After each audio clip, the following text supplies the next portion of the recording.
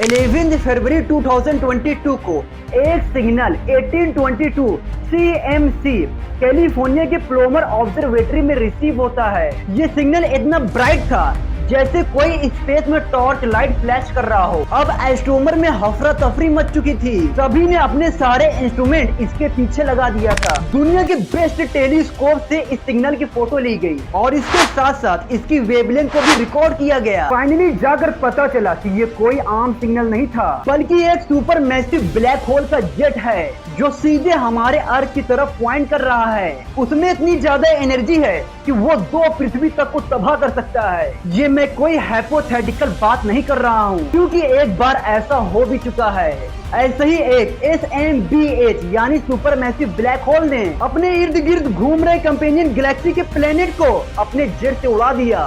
बात कुछ ऐसी है, 2006 में नासा एस्ट्रोनॉमर स्पेस को एक्सप्लोर कर रहे थे, तब उन्होंने ये देखा कि 3C321 जो 2 गैलेक्सी का सिस्टम है उसमें कुछ पावरफुल चीज बाहर आ रही थी। गौर से स्टडी करने पर पता चला कि इस गैलेक्सी के सिस्टम में बड़े गैलेक्सी से पावरफुल जेट बाहर निकलकर अपने इर्द गिर्द घूम रहे छोटे गैलेक्सी को तबाह कर रहा था। उस जेट से निकलने वाले गामा रेडिएशन इतने पावरफुल थे कि वो गैलेक्सी के उस पार प्रेजेंट प्लेनेट के एटमॉस्फेयर को बर्बाद कर रहा है, साथ में स्टार फॉर्मेशन और बाकी के कॉस्मिक इवेंट को स्लो डाउन कर रहा था। According to scientist, in the near future ये गामा रे बर्स्ट और भी भारी नुकसान पहुंचाने की काबिलियत रखते हैं और इसीलिए इस बड़े गैलेक्सी को साइंटिस्ट ने द डेथ स्टार गैलेक्सी के नाम से रिफर कर दिया। लेकिन रिसेंटली एस्ट्रोनॉमर को जो ब्लैक होल जेट मिला है उससे निकलने वाली एनर्जी डेथ स्टार गैलेक्सी में हुए गामा रे बर्स्ट से 100 गुना ज्यादा थी। ये इतना ज्यादा है कि सोलर सिस्टम के सबसे बड़े प्लेनेट जुपिटर को पलक झपकाते ही उड़ा सकता है। सोचो, अगर इतनी एनर्जी से भरा हुआ ये पावरफुल जेट हमारे पृथ्वी से टकरा गया तो इसका अंजाम क्या होगा। इस चीज का अंदाजा लगाया जा सकता है।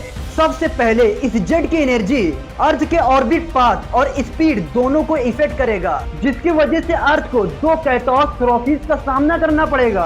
पहला, अगर अर्थ सन के करीब हुआ तो उसकी हीट की वजह से सब कुछ डिजर्ट में बदल जाएगा।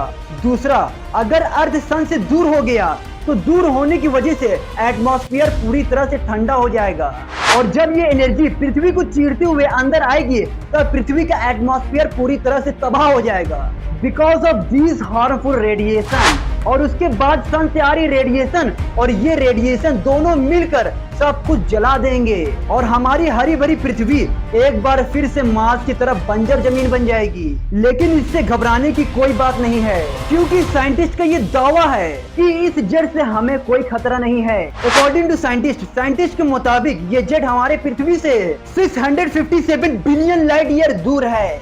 ये पृथ्वी तक पहुँचते पहुँचते बहुत वीक हो जाएगा और स्पेकुलेशन के हिसाब से इतना वीक कि उसकी वजह से हमारे कोल्ड ड्रिंक में पड़े आइस क्यूब नहीं मेल्ट होंगे। तो दोस्तों, आज की वीडियो में इतना ही, फिर मिलेंगे नेक्स्ट वीडियो में। Thank you so much. Please मेरे चैनल को सब्सक्राइब कर दीजिएगा।